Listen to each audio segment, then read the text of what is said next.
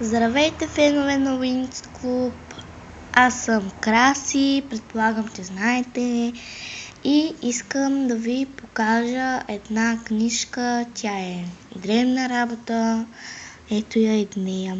Сега ще ви обясня как се прави. Предполагам, че вие знаете.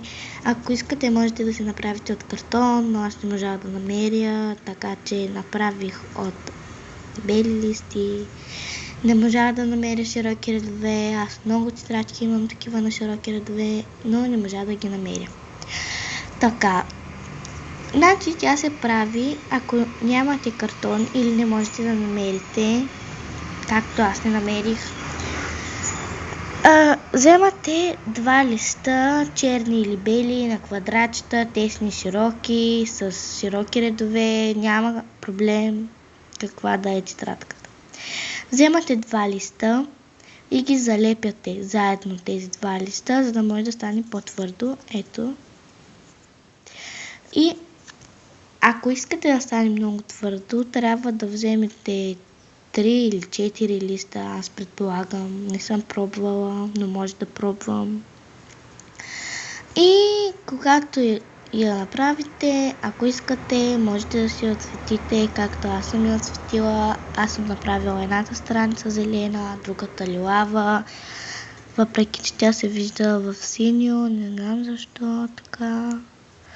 И можете вътре нещо да напишете. Аз съм направила такива линейки, пълнобратни, защото не ми се занимаваше да пиша. Тя, ако имате, например, маса, стол или нещо както на куклата, много е подходящо, много е подходящо за това, за масата, защото сякаш куклата учи или нещо друго, или пише, или чете, или не ми се говори за училище, защото аз се опитвам да се отърва от училищите материали и се справя много добре, но ето, пак споменах писането, четенето или нещо друго. И това беше от мен за тази вечер.